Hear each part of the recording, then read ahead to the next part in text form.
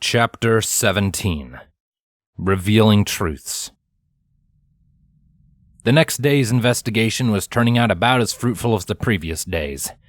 That is to say, not at all. Twilight boredly shifted through pieces of debris atop a metal table inside a room adjacent to the guard barracks in Canterlock Castle. She had been scanning, rescanning, and then scanning again every single shard for even a scrap of DNA, evidence, or magic she could potentially pick up. They'd even used non-magical options like luminol for any kind of trace in case something about the dark mage could obscure their magical methods.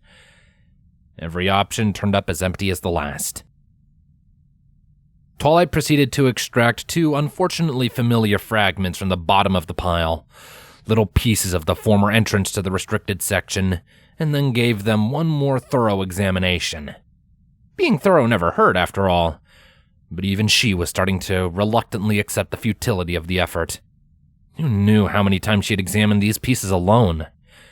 And, of course, they yet again came up with no useful trace beyond the simple indication that something dark and magical in nature had hit it quite hard indeed. Twilight huffed, throwing the pieces aside and turning to examine the room in full. There were several more tables filled with fragments and evidence, all set up at the princess's request for her personal examination. All useless. For the mage's clear lack of aptitude, they were intelligent enough to not leave any discernible trace, Sombra noted, appearing once more next to his protege. Fortunate for them, for that modicum of common sense within them is likely the very reason they didn't destroy themselves with their own spell. It would have made things easier, Twilight moaned. The Royal Guard has been investigating this for days now, and even in the time I've been here, I can see the Canterlot is going to be a dead end. There's just nothing to find, no trail. Not unless we can find traces of the same dark magical signature elsewhere. Elsewhere indeed, Sombra noted to himself, giving a hum as he appeared to enter deep thought. What is it? A consideration. You took all of my works from my sanctum, yes? You're in my brain. You should know, Twilight said, gesturing to her own head. However, she then started to form an inquisitive expression of her own. Though, saying that, did you have anything in there we didn't find? Sombra seemed to go on guard. Perhaps. Sombra? It is of little consequence. You shall find out in time, Sombra rebuked. Unless, of course... The Crystal Empire. That might just be where the culprit ran off to, Twilight declared with a eureka sparkling in her eyes. Whatever you're hiding in there, whether this dark mage knows about it or not doesn't matter. It would still be a tempting target if they want to learn your secrets. They won't know it has all been cataloged. It is possible. The Crystal Empire is the seat of my power, Sombra noted, Twilight trying to ignore the present tense. Even now, those crystals still remember my presence. It is logical for any impersonator to wish to study at the heart of my strength. Well, it's a lead. Celestia knows I'm not going to find any others around here, Twilight said, disdainfully nodding at the assembled junk. So it would be difficult getting past the guards. Yet they have done it before, Sombra pointed out with a hint of a mocking tone. Do not assume that they have not yet again already gained access to what is not theirs. Well, hopefully he's still there at the very least, or left something telling us who they are. Twilight hummed in thought, rubbing her chin as she mulled something around in her head. Alright, I'll have to tell the others about this. If we can catch a train relatively soon, we might be able to catch them red-hoofed. Assuming we are correct, there is no certainty. It's better than nothing. Let's see if we can find my friends, Twilight said, starting towards the door before she just stopped. Her magic had been lit, ready to grab onto the handle, but even that died out as conflict entered her eyes. Your thoughts dwell on those interfering mares, Sombra observed. What is this longing that I detect, granddaughter? It's just... After our talk last night, it's had me thinking. As I am aware. For all your protests, you yet wonder if I speak only truth. Maybe. But it's not entirely that. Oh? You believe me to have misinterpreted what I so clearly see? Not entirely, but... Twilight sighed. It's Radiant Hope. How important she was to you. Sombra frowned. Why do you mention her once again? Did it ever hurt? Acting like you didn't care? Twilight asked, and despite his mask, she had a feeling that she'd struck a nerve beneath that cold exterior. That's what you did, right? To protect her? I need not pretend. I was the cold, corrupted dark mage who wrought doom to her city. Please don't try to deny it now, not after everything we went through yesterday. Twilight gently pleaded. Even if she didn't know you anymore, I know you still loved her. She didn't go down with the Crystal Empire, you saved her too. My son required his mother. I still don't believe you stopped feeling for her, not after what I saw. So, did it hurt pretending not to? Sombra was looking distinctly uncomfortable at this point. This line of questioning is pointless. Cease it at once. Because that's how I feel lying to my friends. Twilight declared, and immediately she felt Sombra's safeguard tighten within her mind. You still wish to tell them? Sombra questioned in an irritated tone. To warn them? I want their help. And I want to protect them from what we might face. Twilight answered. That's what you tried to impart on me, right? Protecting the ponies you love? Well, this is my method. Telling them the truth, letting them stand beside me, knowing what we're running into. They will betray you. No, they won't! Twilight shouted, stamping her hoof in a surge of anger. Not them! Never! They will not understand what you do to protect them. It will turn their view of you sour. That is why you force it on them for their own good. I will not be like that. It won't turn out like it did for you. Twilight objected, and she inwardly knew she'd struck another blow. I'm not going crazy and enslaving Ponyville. And though they might find it hard to accept at first, I know for a fact they'll stick by me no matter what. I warn you, Twilight. Informing them could undo our destinies. I don't care! Besides, letting them in might be a chance to show you that friendship can work. You do little to convince me. Then do it for me! Twilight pleaded. Sombra, it's tearing me up inside. I hate not being able to tell them. Not having them there to support me, and it's not fair on them either. They deserve to know. Please, I need them. I can't do this much longer without knowing they're there. You do not need any pony to succeed. It is they who need you. Sombra dismissed. We need each other. And we're better for it, stronger. That's how friendship works. Sombra growled, turning his back on Twilight as he gave an enlarged sigh. Why couldn't she just see? Simple friends were a waste of time, existing only to disappoint and regress. And yet Sombra could indeed feel the heavy amount of love she felt towards them. It went well beyond a casual friendship, that he could not deny. But all the worse. If she felt such a way, they needed her protection, even if they didn't understand it. It was her will that should hold sway, no matter how they came to view her in turn. It was for their own good. Every pony else didn't matter. That was how it had to be. Any other way would just invite further pain and failure. And yet... Sombra could feel the turmoil within those glistening eyes digging into him. The curse of being inside her mind. He could feel all that she did. And it was terrible. Such emotional suffering. She shouldn't feel this way. She had to have resolve, dedication. Her empathy made her weaker. She needed unwavering certainty to rule, to protect.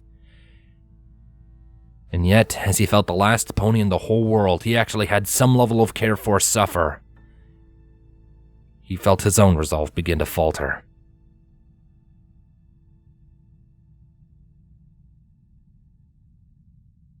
When Twilight entered the lounge, her friends had already collapsed into various chairs around an empty fireplace with a wide range of levels of irritation etched onto their faces.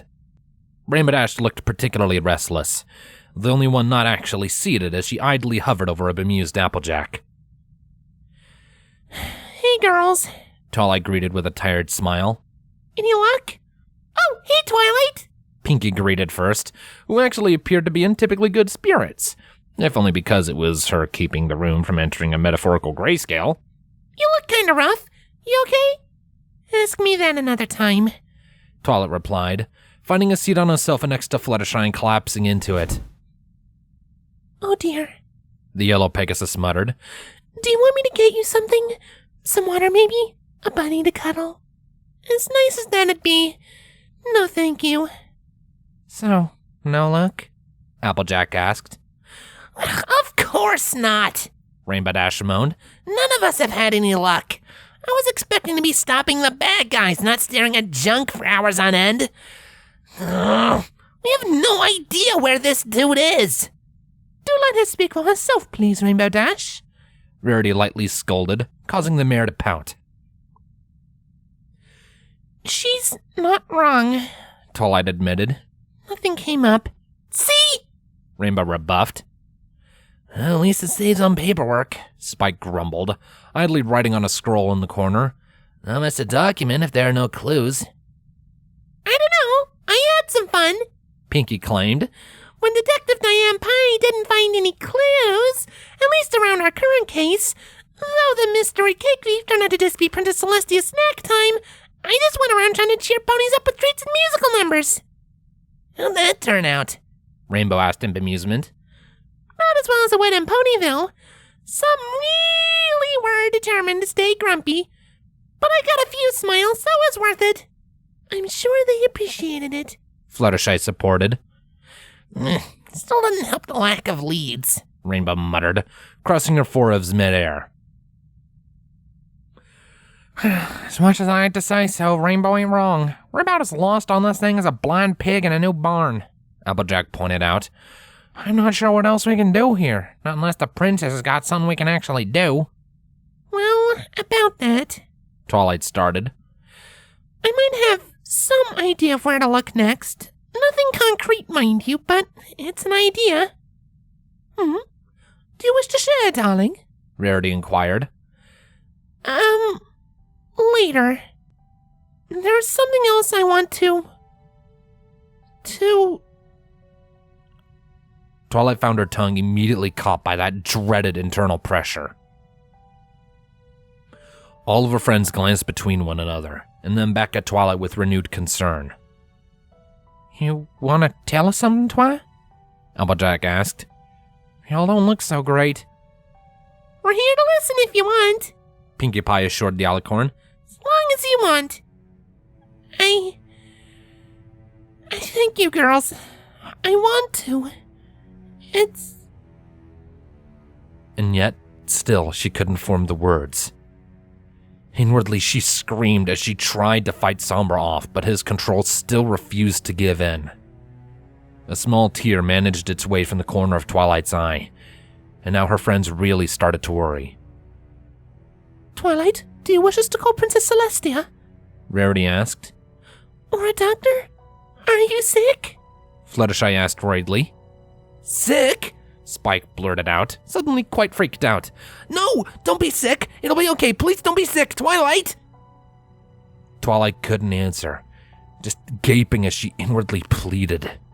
A giant pit opened in her stomach and she started to feel lightheaded, a physical sickness starting to be felt deep inside of her. She was shaking, desperate. She pleaded to the one none of them could see, hoping against all hope that he would relent and allow her to just speak. And then... Sombra's living inside my head!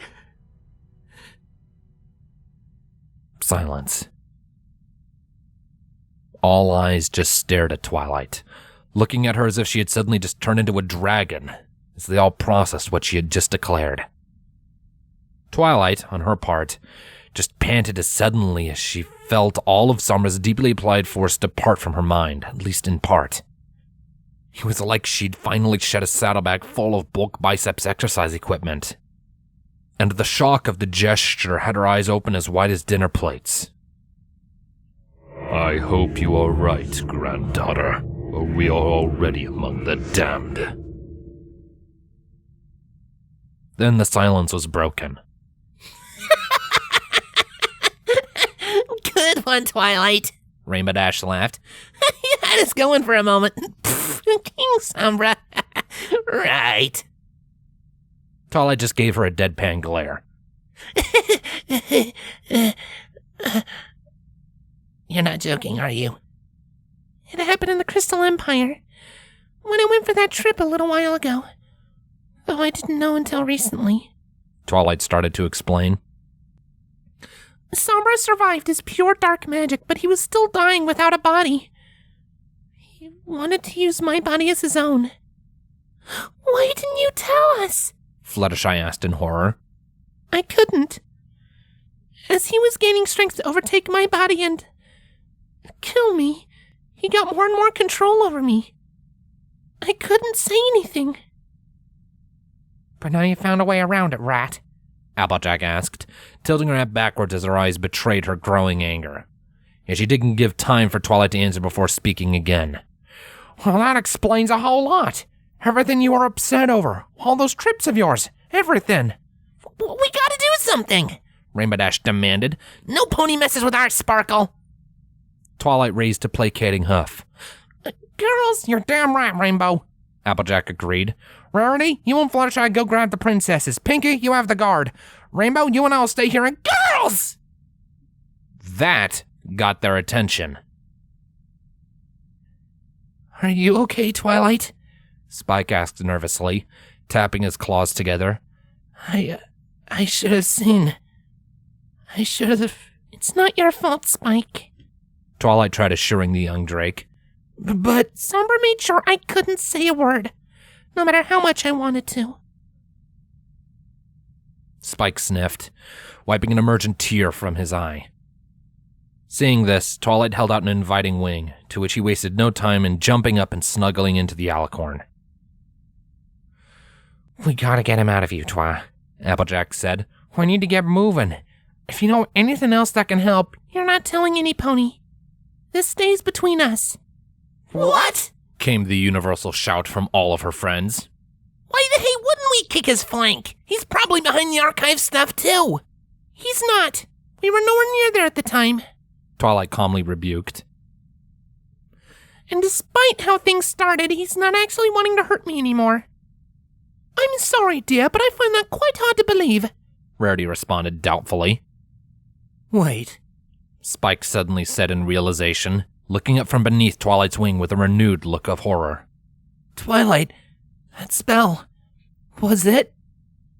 I'm sorry I lied, Spike, Twilight said, choking up a bit at his horror-filled and hurt expression. It was dark magic. Sombra's been teaching me. And in came the protests. You can't be serious, Sugar Cube, Applejack spluttered in shock. It's crazy, Rainbow agreed. You do some crazy spells, but this is way above and beyond. This has to be some kind of trick from him, Rarity muttered in disbelief. Yeah, Twilight, that stuff isn't exactly fun, Pinky said sadly. Pinkie Pie is right. What were you thinking? Fluttershy shuffled uncomfortably. Maybe we should hear her out. There must be a reason. I wanted to learn it so I could better protect you girls and Equestria, Twilight tried to justify to them. I can control it, control myself. Use it to understand and stop ponies like the ones we're after right now. Besides, Celestial Luna know dark magic. But, Twilight, they don't use it, Spike pointed out. Luna only knows it because she turned into Nightmare Moon. And have we ever seen Princess Celestia use any beyond that spell she showed you? Doesn't mean she's not hiding more. I wouldn't put it past her, Twilight retorted. Forget the other princesses, well, you, Twi, Applejack stated. Prove me wrong, but dark magic ain't exactly what I call friendly. But I'm able to control myself. I'm not using it for evil purposes, I just need to understand it. Okay, darling. The magic is one thing. We trust you, but... Rarity trailed off. Why aren't you letting us kick out King Crystal Butt? Rainbow finished for her in a not-so-eloquent manner. I agree, Applejack concurred. Name me one good reason why we shouldn't turn him in after all he's done. He's my grandfather. Silence again. This newer revelation seemed to roll around in their heads for a moment, and it was almost as if some brain cells had blown at the sheer magnitude of what had just been told to them. Applejack, having asked the question in the first place, was the first to slowly nod and register the information. Huh, the mayor began. I think you got me there. Granddaughter! Rainbow suddenly bellowed. What the hey? It's true, Twilight assured them. You know how I was looking into his son, right? Well, his son had falls of his own. And the line eventually led to my own mother, and the Shining and me. And Celestia, she knew. She had a book keeping track of us. She lied to me. Oh my, Fluttershy whispered. Do your own parents know of this? Rarity gently asked. Twilight shook her head. Not yet. I'll tell them what I can when it's right. Seems like you and the princess need to talk some more, Pinkie Pie mused. And say what? Twilight snorted. We said plenty to each other. It's complicated, I'll say, Rainbow muttered. This is way too much family drama. Like 1,000 years worth of it. Little over 1,100, actually, Twilight muttered. What happens now? Spike asked. What does he want from us? Fluttershy asked. Nothing right now. Not from you girls, anyway, Twilight assured. It took a lot to convince him that I could trust you with this. I've gotten to know him. He's damaged. He still loves, but it's all twisted and broken. But I think I can fix it. You think you can reform the most evil figure in pony history? Rarity inquired with a curious glance. Well, it wouldn't be the first time, Pinkie cheerfully noted. I want to try. He is family, and after what I've seen, what turned him into this? I think I can make a difference. I want to do this, but I need your support. It's been so hard. Spike snuggled up to her a little harder as she released a small sob. Likewise, the girls relented a little. I think we can help you. It's what friends do. Fluttershy supported. Right, girls? Can do. But if he tries anything, I'll Sonic Rainbow his flank. Technically, that's Twilight's flank right now, silly. Pinkie Pie pointed out. Oh, right. I'm sure there are other ways to exact justice on that ruffian, Rarity stated with a huff. Well, at least this further reinforces your royal status. Not that it was ever needed, of course, but it shouldn't be ignored all the same. But you want us to lie about this to the princesses? Applejack said uncomfortably, biting her lip. I'm not asking you to lie for me, Twilight assured. Just try to be discreet. Don't say anything at all, just go on like you were before I told you. Still seems downright deceitful to me, Applejack remarked with a wrinkle of a nose. But you're my friend and I know the value of family. I'll try, that's all I can say. Thank you. That's all I ask. And for all that it was worth, despite Somra's displeasure at the development he himself had allowed, Twilight's spirits soared to new heights, even higher than magic studies could provide her, bringing her back up to the same semblance of the mare from before Sombra's arrival. She had her friends. Now, for all that awaited her, Twilight had the certainty Sombra so loved to preach about.